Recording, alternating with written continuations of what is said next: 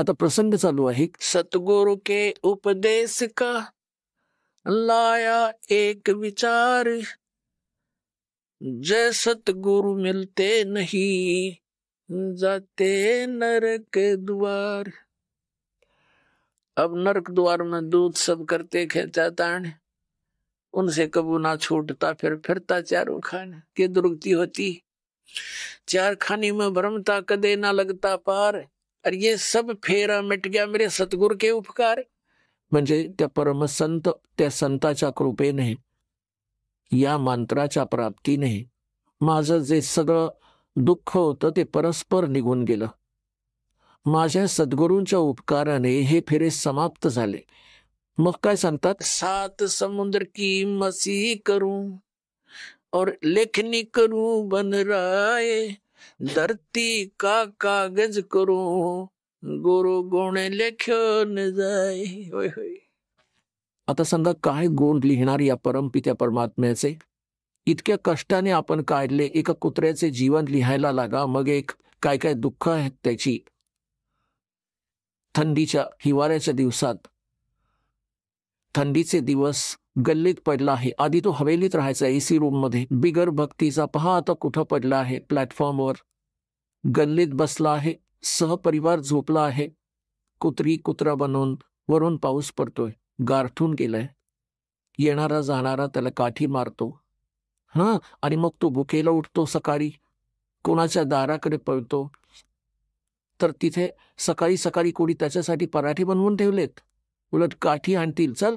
तो परत दुसऱ्या घरात घुसतो, तिसऱ्या घरातल्या स्वयंपाकघरात पोचतो, भूक लागलीये पण कमरेवर बसते काठी, मग त्या त्या करत करत कुठे जाऊन पोचतो, उकिरड्यावर, घाण खायला जाईल तो।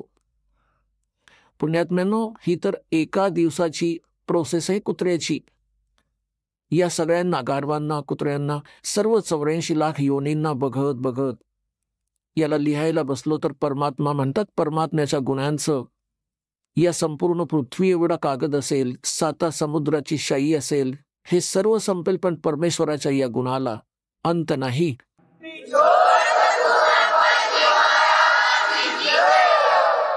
आता पुण्यात्म्यांनो, परमात्मा म्हणतात, गुरु गोविंद कर जानियो रहियो शब्द समाए, मिले जब दंडवत बंदगी नहीं तो पल पल ध्यान लगावे।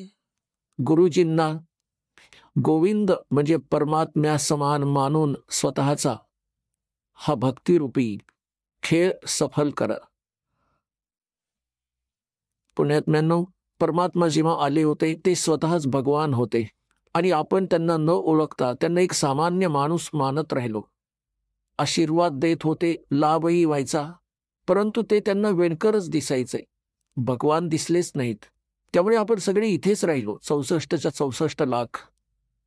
आता परमात्म्याने सांगितलं आहे की गुरुला गोविंद समजून, भगवान समजून डील करा, ट्रीट करा त्याला। जसं हा दास तर भगवान नाहीये, परंतु तो परमात्मा अशीच दासासारखी भूमिका करून निघून गेला, ते भगवान होते आणि काल आपली खेळी खेळला अशी। तर म्हणून परमात्म्याने सांगितलं आहे की गुरुजींना तुम्ही परमात्मा मानून तुमचा हा भक्ती मार्ग सफल करावा लागेल, नाहीतर कधीच नाही होणार आहे तुमचं। जसं गणितामध्ये एक कर्जाचा प्रश्न असतो, त्यात मूळ रक्कम शोधायची असते, त्यासाठी मानावं लागतं, समजा मूळ रक्कम 100 रुपये, ती 100 रुपये मूळ रक्कम नसते, मूळ रक्कम तर अरबो खरबोंमध्ये असते, करोडोंमध्ये असते। ती मूळ रक्कम अरबो खरबांची शोधण्यासाठी आपल्याला मूळ रक्कम 100 रुपये मानावीच लागते, हा नाईलाज समजा, त्यासाठी आवश्यक समजा, याशिवाय आपल्याला सापडू नाही शकत जी मूळ रक्कम आपण शोधत आहोत। आणि ती नाही मिळाली तर आपण फेल होतो, गुण शून्य आपल्याला। तर गुरुजींना आपण असं समजा की भगवानच बसले आहेत। जसं आपण परमात्म्याच्या जवळ जाऊ तर आपण कसे डील कराल त्यांच्याशी, जसे या दासाशी कराल, हा आपला स्वभाव बनेल, हाच भाव बनेल। तर हा भाव आणि स्वभाव आपल्याला इथंच बदलून जावं लागेल त्याच्या दरबारी। आणि तिथे जाऊन परत मनात दोष व चलबिचल असेल तर परत उचलून फेकून दिलं जाईल, तिथे तर चाळणीत चाललं जाईल पुण्यात्म्यांनो, कुणाच्या साक्षीची गरज नाही. तर म्हणून आपल्याला परमात्मा सांगतात, गुरु गोविंद कर जानियो रहियो सबद समाय, म्हणजे जो मंत्र दिला आहे त्याचा जप करत राहणं. आणि गुरुजी भेटतात तेव्हा दंडवत करा, दंडवत करा, प्रणाम करा, आणि नंतर नाही तर क्षणाक्षणाला ध्यान लावा. म्हणजे लक्षात ठेवा त्यांच्या गुणांना. हे भगवान, जेव्हा आपल्याला पुण्यात्म्यांनो, आत्ता तर तुम्ही बालक आहात, लहान मुलं, कोणी 2 वर्षाचा, कोणी 3 वर्षाचा, म्हणजे जेव्हापासून तुम्हाला नाम मिळालं तेव्हापासून तुमचं वय मोजलं जात आहे. कोणी 4 वर्षांचा, कोणी 5 वर्षांचा, कोणी 10 वर्षांचा, मुलांमध्येच गणलं जातं. जेव्हा तुम्ही थोडे परिपक्व व्हाल, मग तेव्हा पहा तुमची स्थिती.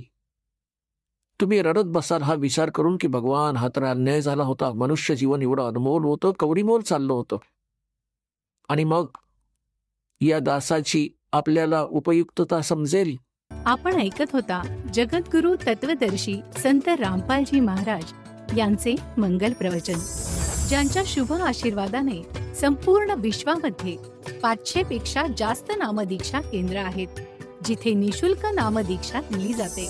निशुल्क नामदीक्षा प्राप्त करण्यासाठी आणि अधिक माहितीसाठी संपर्क करा 7030303951 7030303952. अद्वितीय आध्यात्मिक ज्ञान वाचण्यासाठी, पाहण्यासाठी आणि ऐकण्यासाठी संत रामपालजी महाराज ॲप अवश्य डाउनलोड करा किंवा आमची वेबसाईट www.jagadgururampalji.org वर विजिट करा.